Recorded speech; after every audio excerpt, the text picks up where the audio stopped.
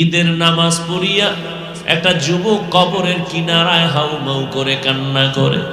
ও যুবক ভাই, তুমি ঈদের নামাজ পড়েছো, এখন আনন্দ বাড়ি বাড়ি যাবে, তুমি কবরের কিনারায় দাঁড়ায় কান্না করো কেন? যুবক কান্না করে বলে, ভাইজান, গত ঈদে আমার বাবা আমার পার্শ্বে যায় নামাজে দাঁড়ায় নামাজ আদায় করেছিলেন।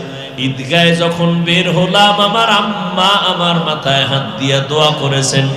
আজ আমি যখন ঈদের নামাজে রওয়ানা, আমার বিছানায় তাকায় দেখি আব্বা নাই, আমার আব্বা নাই, আমার আম্মাও নাই। কে আমার মাথায় হাত বুলাইয়া দিবে?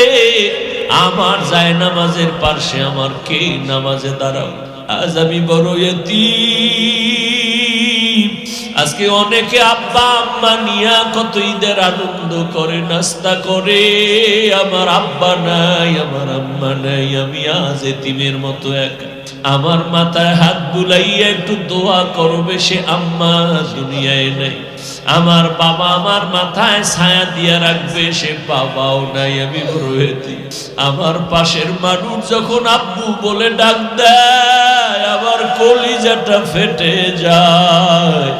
আমার কপাল বুঝি খারাপ, আমি একবারও আব্বু বলে ডাক দিতে পারি না। আমার পাশে যখন সন্তান আব্বু বলে ডাক দেয়, আমার কলিজা ভেঙে যায়। আমি কাকে আব্বু বলে ডাকবো? আমার মা নাই। আমি যত কষ্ট করতাম, যেখানে যাইতাম রাতের গভীর হয়ে গেলেই মা বাবায় টেলিফোন করতে, ও বাবা এখনো কেন ঘুমাও না, খানা খাইছো নি, শরীরের হালাতটা কেমন, বারবার টেলিফোন করতে। আজ আমার মা নাই, বাবাও নাই, টেলিফোনে রাত 12টায় কেউ খবরও নেয় না। না খাইয়া থাকলেও কেউ জিজ্ঞাসা করে না, ঘুমাইলাম কিনা কেউ খবর নেয় না। ও আল্লাহর বান্দারা, এখানে যারা আছেন এতিম, মা নাই, বাবা নাই, বড় আশা হয় এই রমজান বড় দামি একটা মাস। কবরের আযাব বন্ধ, জাহান্নামের দরজাগুলো বন্ধ।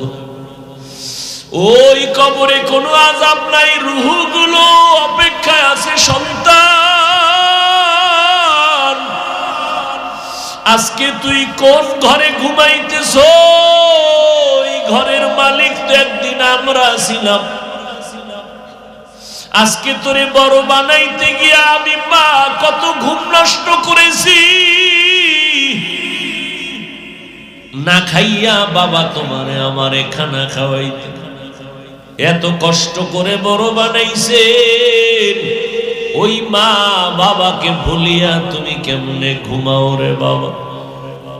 ওই মা বাবার জন্য তৈরি হও, কবরে সওয়াব পৌঁছানোর কি ব্যবস্থা করবা? রমজান আসছে, এই রমজান এত বরকতের মাস, তাকওয়া অর্জনের মাস। ও বান্দা, তুমি একটা নফল আমল 11 মাসে করবা, রমজানে করবা, তুমি এত দাম পাবা।